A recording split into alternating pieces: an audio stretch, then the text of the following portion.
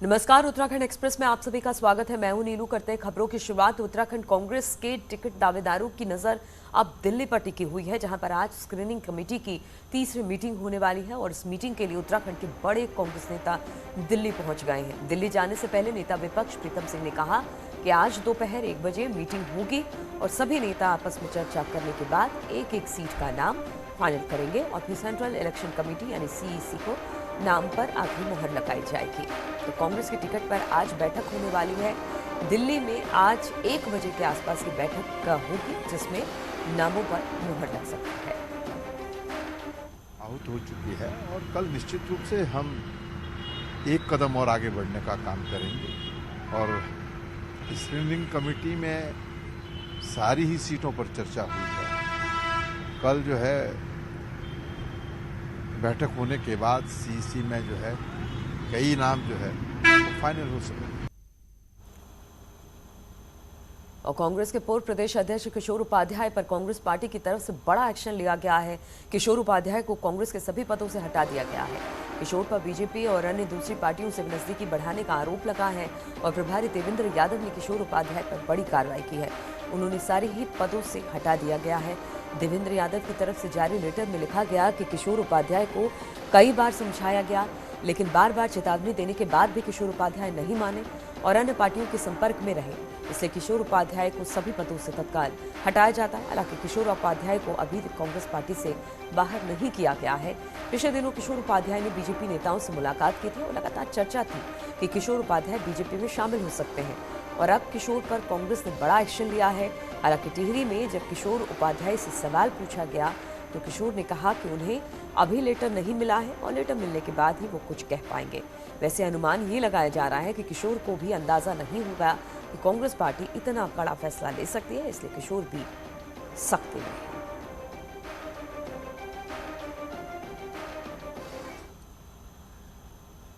और उत्तराखंड कांग्रेस को लेकर एक बड़ी खबर सामने आ रही है। राज्य के चुनाव में कांग्रेस ने एक और बड़ा दांव खेल दिया है। मोहन प्रकाश को उत्तराखंड विधानसभा चुनाव के लिए सीनियर ऑब्जर्वर बनाया गया है। मोहन प्रकाश राज्य में कांग्रेस के प्रभारी देवेंद्र यादव के साथ मिलकर काम करेंगे और ये फैसला सोनिया गांधी ने लिया है। उत्तराखंड चुनाव जीतने को लेकर कांग्रेस कॉन्फिडेंट है और इसी को लेकर ये बड़ा फैसला लिया गया है।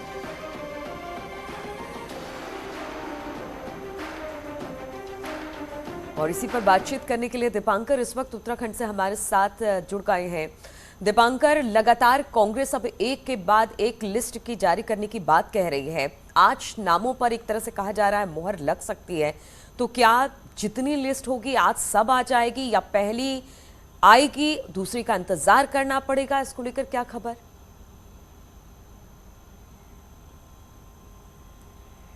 नीलू, अभी कांग्रेस के जो बड़े नेता हैं वो टिकटों को लेकर अभी टेबल पर लड़ेंगे साफ तौर पे, क्योंकि दो गुट है, प्रीतम सिंह गुट और हरीश रावत गुट।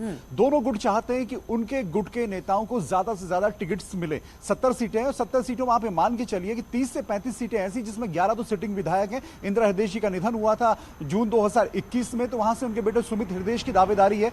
लेकिन 11 अगर विधायक को रिपीट भी मान लिए जाए, उसके बावजूद 19 से 20 टिकट वो हैं जो बड़े नेता हैं, जिनमें गणेश गोदियाल खुद प्रदेश अध्यक्ष हैं, राजेंद्र भंडारी बद्रीनाथ से हैं, ऐसे और भी तमाम नेता, रणजीत रावत है रामनगर से, इसका प्रीतम सिंह है चक्रौता से, जिनको टिकट श्योर है कि मिलेगा ही मिलेगा। बाकी बचती है लगभग 30 सीटें, जहां पर नेताओं के अपने अपने दावेदार हैं और हर बड़ा नेता चाहता है कि मेरे दावेदार का वहां टिकट पक्का हो। उन्हीं टिकटों को लेकर लड़ाई चल रही है। 2 स्क्रीनिंग कमेटी हुई है, उसमें इसी बात की लड़ाई रही है कि हमारे दावेदार को टिकट मिले। आज तीसरी स्क्रीनिंग कमेटी है और कोशिश ये होगी कि इसमें कंसेंसस बनाने की कोशिश होगी कि एक मत बनाया जाए, लेकिन ये इतना आसान कांग्रेस में है नहीं। इसलिए आज जो स्क्रीनिंग कमेटी होगी उसके लिए तमाम दावेदार भी दिल्ली पहुंचे हुए हैं अपने अपने नेताओं के साथ पैरवी करने के लिए। लेकिन सीईसी कब होगी, क्या होगी, अभी कोई बड़ा नेता इस पर कुछ नहीं कहना चाहता।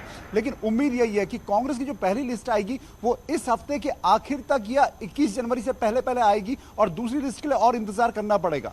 ठीक है दीपांकर, इस बीच जहां पर सीटों को लेकर घमासान मचा हुआ है, कौन से नाम तय होंगे उनके, कौन से नाम नहीं, इस बीच खबर ये आ गई कि किशोर उपाध्याय पर कड़ा एक्शन ले लिया गया है। क्योंकि अब तक हम यही सुनते रहे हैं कि किशोर उपाध्याय हो सकता है बीजेपी में जा सकते हैं, हो सकता है बीजेपी में जाएंगे, ज्वाइन करेंगे, और अब कांग्रेस का एक बड़ा फैसला, इसको किस तरह से ले, किस तरह के संकेत के साथ बाकी नेताओं के लिए भी इसे देखा जाए?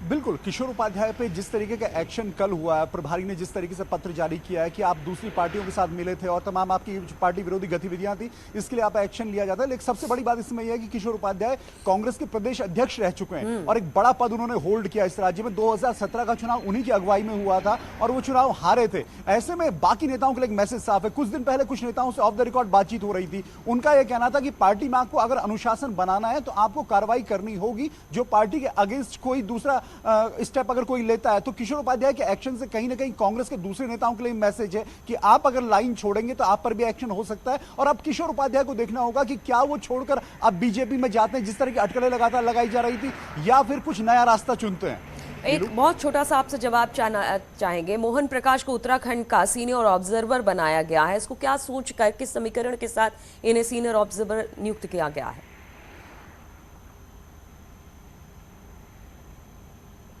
सीनियर ऑब्जर्वर, जिस तरह उत्तर प्रदेश में भूपेश बघेल जो छत्तीसगढ़ के मुख्यमंत्री हैं, उनको वहां पर स्पेशल ऑब्जर्वर बनाया गया। और कांग्रेस का ये पैटर्न रहा है पिछले कुछ चुनावों में कि हर जगह एक ऑब्जर्वर बनाकर भेजती है। मोहन प्रकाश एक बार के विधायक रह चुके हैं राजस्थान से और उत्तर प्रदेश में उनकी पढ़ाई लिखाई हुई है, तो राजनीतिक समझ में उन्हें बहुत बेहतर नेता माना जाता है। और उत्तराखंड क्योंकि छोटा स्टेट है, यहाँ इसलिए बड़े नेता को कांग्रेस ने नहीं लगाया। लेकिन देवेंद्र यादव जो राजस्थान में भी राजनीति संभाल चुके हैं, इससे पहले वहां पर भी सह प्रभारी के तौर पर काम कर चुके हैं, तो देवेंद्र यादव ने कहीं ना कहीं अपनी टीम को मजबूत करने की कोशिश की है। जी जी, बहुत बहुत शुक्रिया आपका दीपांकर जानकारी देने के लिए। और देहरादून से बड़ी खबर आ रही है, यहां पर चुनाव तैयारियों को लेकर सीएम बैठक करने वाले हैं। नेताओं और कार्यकर्ताओं के साथ ये बैठक होगी। बीजेपी ऑफिस में ये बैठक रखी गई है। सुबह करीब 10:30 बजे के आसपास ये बैठक है, दोपहर 2 बजे तक मीटिंग चलेगी। तो ये बैठक नेताओं कार्यकर्ताओं के साथ होनी है बीजेपी ऑफिस में। सुबह 10:30 बजे से शुरू होकर 2 बजे तक ये बैठक चलेगी।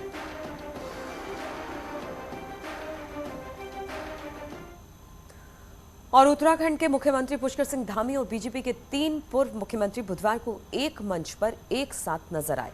पार्टी की तरफ से सभी नेता एक साथ प्रेस कॉन्फ्रेंस करने पहुंचे। इस दौरान सीएम पुष्कर सिंह धामी ने अपनी सरकार की उपलब्धियां गिनाई, साथ ही कहा कि केंद्र की मोदी सरकार से उन्हें पूरा सहयोग मिल रहा है और मोदी सरकार के साथ मिलकर राज्य का विकास कर रहे हैं।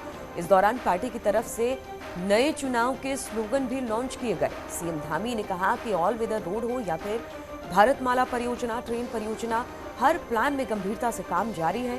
सीएम धामी ने कहा कि बीजेपी ने ही उत्तराखंड राज्य बनाया और बीजेपी ही राज्य का विकास भी करेगी।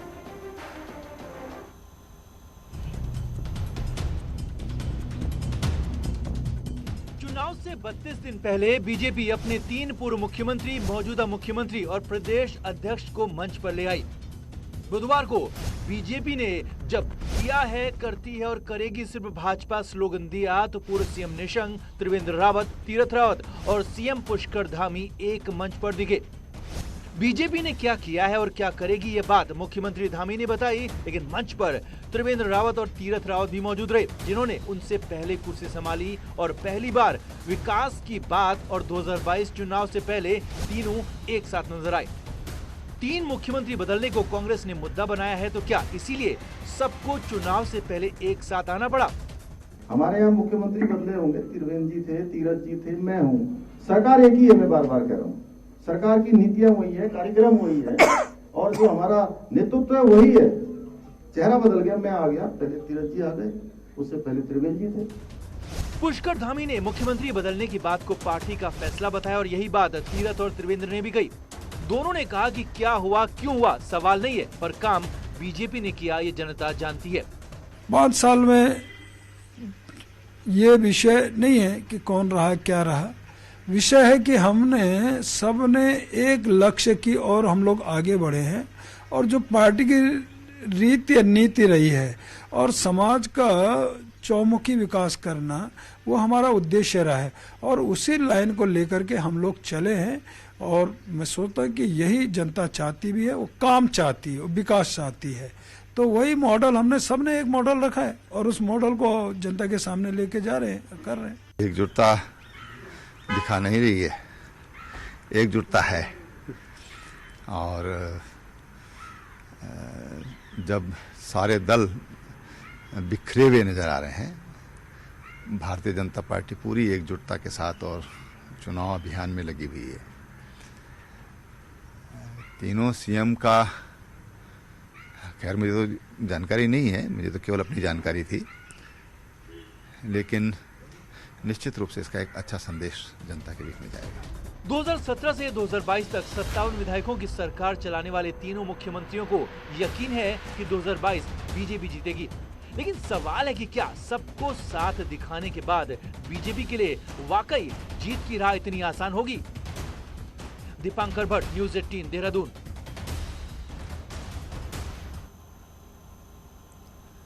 और बीजेपी के 3 पूर्व मुख्यमंत्री और मौजूदा मुख्यमंत्री के एक मंच पर आने को लेकर कांग्रेस ने निशाना साधा है। पूर्व सीएम हरीश रावत का कहना है कि बीजेपी और नेताओं को भी अगर ले आए तब भी जनता के सवालों से नहीं बचने वाले। उन्होंने कहा कि कांग्रेस के 3 तिगाड़ा काम बिगाड़ा स्लोगन का ही असर है कि सब एक साथ बीजेपी के बचाव में आ गए, लेकिन ये कमजोर डिफेंस है। वहीं बीजेपी के नए स्लोगन पर हड्डा ने कहा कि करप्शन करते हैं सिर्फ बात और करेंगे सिर्फ खनन। तिगाड़ा काम बिगाड़ा का इतना गहरा असर है, लोग जगह जगह सवाल कर रहे हैं, तो उन उड़ते हुए सवालों से बचने के लिए ये डिफेंस बनाया है, मगर ये बड़ा कमज़ोर डिफेंस है। और इसका लोग एक ही बात कहेंगे कि किया है मतलब भ्रष्टाचार है। अतीत का इतिहास भाजपा का जो है भ्रष्टाचार करने का रहा है। जो कुछ ऋषिकेश में ज़मीनों के मामले में हुआ है, कुंभ में जो कुछ हुआ, वो सब इसका उदाहरण है। और करते हैं, ये काम तो करते नहीं हैं, केवल बातें करते हैं। तो इसकी जगह वह होगा खूब बातें करते हैं, और करेंगे का मतलब है फिर से खनन करेंगे, जम करके खनन करेंगे। और बीजेपी टिकट आवंटन के बाद बगावत को लेकर डरी हुई है और इसकी सुगबुगाहट भी दिखने लगी है। लैंसडाउन से बीजेपी विधायक पार्टी से खासे नाराज है। चर्चा है कि दिलीप रावत को कोटद्वार से चुनाव लड़ने के लिए कहा जा रहा है, क्योंकि लैंसडाउन सीट से हरक सिंह रावत या तो खुद चुनाव लड़ना चाहते हैं या फिर अपनी बहू को लड़ाना चाहते हैं। इसी बात को लेकर दिलीप रावत नाराज है और दिल्ली पहुंचकर अपनी नाराजगी भी दर्ज करा चुके हैं। दिलीप रावत ने एक बार फिर से हरक सिंह रावत पर निशाना साधा। इससे पहले भी दिलीप रावत पार्टी को धमकी दे चुके हैं। अभी नारा नहीं है, अभी तो खैर परिणाम नहीं निकला है, लेकिन इतना जरूर मैं पार्टी वरिष्ठ लोगों से कहना चाहूँगा कि जो अपने मजबूत आदमी हैं उनका ध्यान रखें, और जो बाहर से आए हैं या कोई ऐसे व्यक्ति हैं जो पार्टी को अस्थिर करना चाहते हैं, उन पर नजर रखी जाए। और टिकट बंटवारे के दिन नजदीक आ रहे हैं और उम्मीदवारों के साथ साथ पार्टी की भी धड़कनें अब बढ़ी हुई हैं, क्योंकि टिकट तो सिर्फ 70 लोगों को मिलेगा, लेकिन बगावत कितने लोग करेंगे इसका कोई अंदाजा नहीं लगा पाएगा। इसलिए बीजेपी पहले ही अलर्ट मोड पर है और रायशुमारी के बहाने डैमेज कंट्रोल में जुट गई है। यूपी में मंत्री और विधायकों की बगावत का जो सिलसिला शुरू हुआ, उसने उत्तराखंड बीजेपी के भी कान खड़े कर दिए। संभावित बगावत की आशंका से उत्तराखंड में भी पार्टी डरी हुई है। बुधवार को पार्टी ने सभी जिलों के कोर ग्रुप पदाधिकारियों को बुलाकर उनसे रायशुमारी की। मीटिंग में चुनाव प्रभारी प्रहलाद जोशी, सह चुनाव प्रभारी लॉकेट चटर्जी, सीएम पुष्कर धामी, प्रदेश अध्यक्ष, प्रदेश महामंत्री संगठन मौजूद रहे। जिलों के कोर ग्रुप से अलग अलग बातचीत की गई। इसमें भी जिलाध्यक्षों से अलग से पूरा फीडबैक लिया गया। नहीं, देखिए, हमारी पार्टी बहुत लोकतांत्रिक तरीके से चलने वाली पार्टी है और हमारी पार्टी में कार्यकर्ता हमारा सबसे महत्वपूर्ण होता है। इसलिए हमने सभी कार्यकर्ताओं को, हमारे जो पदाधिकारी हैं, जिला स्तर पर काम करने वाले हैं, उन सभी ने अपने अपनी राय दी है और उनकी राय के आधार पर हम लोग आगे बढ़ेंगे। अपने वरिष्ठ कनिष्ठ दायित्ववान कार्यकर्ताओं से पूरे क्या सुझाव हैं चुनाव को लेकर, क्या क्षेत्र में हो रहा है, सारा हम ले रहे हैं। ये लगातार हमारा पिछले 15 दिन से चल रहा है और हमारी पार्टी का एक प्रकार से एजेंडा है, ये हम उसी पर काम कर रहे हैं। ये डैमेज कंट्रोल भी एक तरह। अरे नहीं भैया, डैमेज कंट्रोल क्या है, अभी तो हमारा कार्यक्रम चल रहे हैं। विधानसभा वार संभावित उम्मीदवारों और पार्टी की जीत को लेकर पार्टी पदाधिकारियों से फीडबैक लिया गया। टिकट फाइनल होने पर बगावत की स्थिति में नाराज नेताओं को कैसे और कौन मैनेज कर सकता है, इस पर भी जिलाध्यक्षों और पूर्व जिलाध्यक्षों से राय ली गई। उन विधानसभाओं को, जैसे संबंधित विधानसभाएं हैं, जिले हैं, वहाँ पे चुनाव किस तरह से मैनेजमेंट किया जाए, किस तरह जीता जाए, क्या क्या वहाँ की परेशानियाँ हैं और किस तरह से वहाँ वातावरण ये पूछा गया। कैंडिडेट के बारे में उन्होंने कहा कि कैंडिडेट के बारे में हम लोग ने जो कहना था वो सामूहिक उसमें चर्चा नहीं हुई। अलग से उन्होंने कहा कि ऐसी कोई बात है तो अलग से आप लोग जो है कैंडिडेट के बारे में अपना वर्जन दे सकते हैं। वैसे हम लोगों ने जनपद में जो ऑब्जर्वर टीम गई थी उसमें हम लोगों का वर्जन आ चुका है ऑलरेडी। इससे पहले पार्टी ने मंगलवार रात सांसदों से भी राय ली और ये रणनीति है टिकट आवंटन से पहले सभी पक्षों को साधने की। यूपी में हुई बगावत से बीजेपी अलर्ट है और कोशिश है कि उत्तराखंड में वो सब कुछ ना हो। देहरादून से न्यूज़ 18 के लिए सुनील प्रभात की रिपोर्ट। और देहरादून से बड़ी खबर आ रही है। कोविड के हालात की समीक्षा करेंगे प्रधानमंत्री मोदी। शाम को 4:30 बजे से प्रधानमंत्री करेंगे वर्चुअल मीटिंग। सचिवालय से सीएम दामी भी इस मीटिंग में शामिल होंगे। उत्तराखंड में तेजी से कोरोना के मामले बढ़ रहे हैं और आज जब प्रधानमंत्री मोदी 4:30 बजे कोविड को लेकर एक समीक्षा बैठक करेंगे तो सीएम धामी भी इस मीटिंग में शामिल होंगे।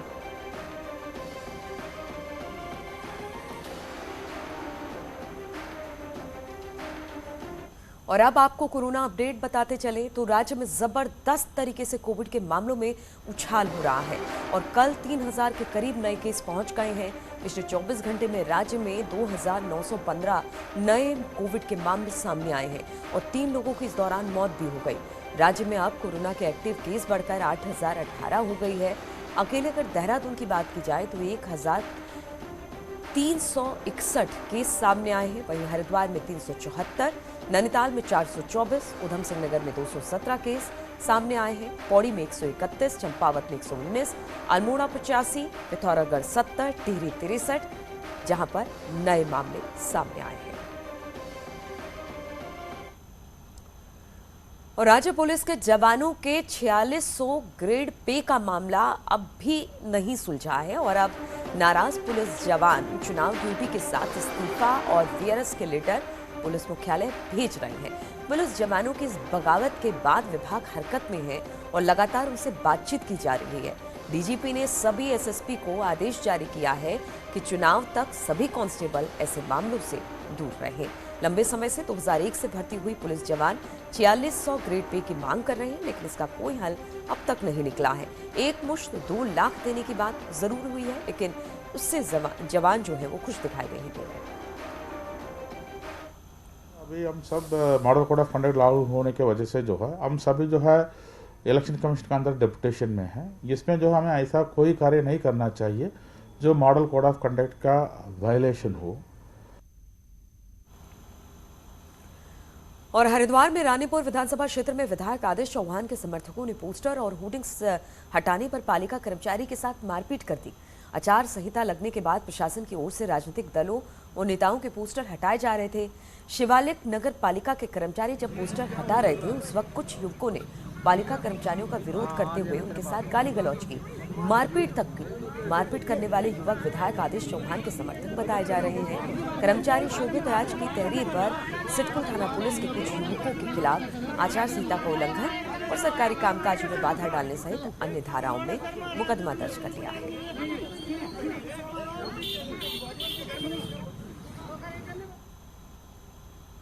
और रुकते हैं यहाँ पर छोटे से ब्रेक के लिए।